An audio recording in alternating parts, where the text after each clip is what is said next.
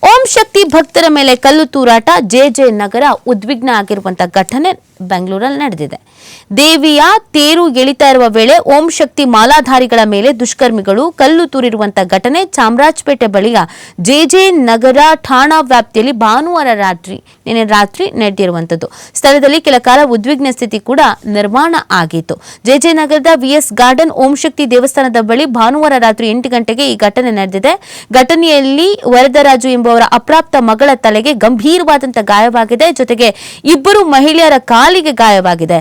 ವಿಷಯ ತಿಳಿದು ಸ್ಥಳಕ್ಕೆ ಜೆ ನಗರ ಠಾಣಾ ಪೊಲೀಸರು ಮತ್ತು ಎಸ್ಪಿ ಭರತ್ ರೆಡ್ಡಿ ಸೇರಿ ಹಿರಿಯ ಅಧಿಕಾರಿಗಳು ದೌಡಾಯಿಸಿ ಪರಿಶೀಲನೆ ನಡೆಸಿದ್ದಾರೆ. ಘಟನೆಯಿಂದ ಸಿಡಿದೆದ್ದಿರುವ ಓಂ ಶಕ್ತಿ ಮಾಲಾಧಾರಿಗಳು ಮತ್ತು ನೂರಾರು ಸ್ಥಳೀಯರು ಜೆ ನಗರ ಠಾಣೆ ಮುಂದೆ ಜಮಾಯಿಸಿ ಕಲ್ಲು ತೂರಿದವರ ವಿರುದ್ಧ ಕಠಿಣ ಕ್ರಮ ಜರುಗಿಸಬೇಕು ಅಂತ ಆಗ್ರಹಿಸಿ ಪ್ರತಿಭಟನೆಯನ್ನ ಕೂಡ ನಡೆಸಿದ್ದಾರೆ. ಮುಂಜಾಗ್ರತಾ ಕ್ರಮವಾಗಿ ದೇವಾಲಯದ ಮುಂದೆ ಹಾಗೂ ಜೆ ನಗರ ಠಾಣೆ ಮುಂದೆ ಕೆಎಸ್ಆರ್ಪಿ ತುಕಡಿ ನಿಯೋಜಿಸಲಾಗಿತ್ತು. ಪೊಲೀಸರು ಪ್ರತಿಭಟನಾಕಾರರ ಮನವೊಲಿಸಿ ಸ್ಥಳದಿಂದ ತೆರಳುವಂತೆ ಮನವಿಯನ್ನ ಮಾಡಿಕೊಂಡ್ರು.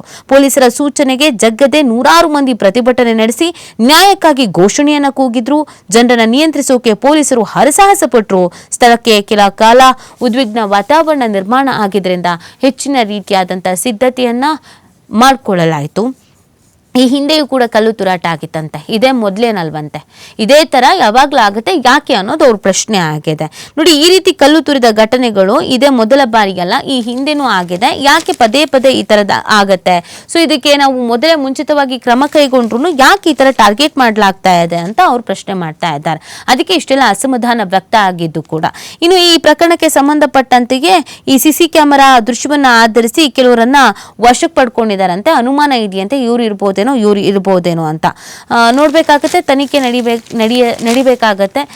ಯಾರು ಈ ರೀತಿಯಾಗಿ ಮಾಡಿದ್ದಾರೆ ಇಂಥ ಕೃತ್ಯಗಳಿಂದ ಸಿಗೋದೇನು ಗೊತ್ತಿಲ್ಲ. ಯಾವುದೋ ಒಂದು ಧರ್ಮದವರು ಅಥವಾ ಇನ್ಯಾರೋ ಏನೋ ಕಾರ್ಯಕ್ರಮಗಳನ್ನು ಮಾಡ್ತಾ ಇದ್ದಾರೆ ಅಂದ್ರೆ ಅವ್ರ ಪಾಡಿಗೆ ಬಿಟ್ಬಿಡಿ. ಅವ್ರವ್ರ ಹಬ್ಬ, ಅವ್ರವ್ರ ಆಚರಣೆಗಳು, ಅವ್ರವ್ರ ನಂಬಿಕೆಗಳು, ಅವರ ಭಾವನೆಗೆ ಬಿಟ್ಟಂತ ವಿಚಾರ. ಕಲ್ಲು ತೂರೋದ್ರಿಂದ ಸಿಕ್ಕಿದೇನಿವಾಗ? ಸಿಗೋದಾದ್ರೂ ಏನಿವಾಗ? ಸೊ ಈ ಥರದ ಘಟನೆಗಳು ಕಮ್ಮಿ ಆಗೋದ್ಬಿಟ್ಟು ಜಾಸ್ತಿ ಆಗುತ್ತೆ ಅನ್ನೋದು ಬೇಸರದ ಸಂಗತಿ.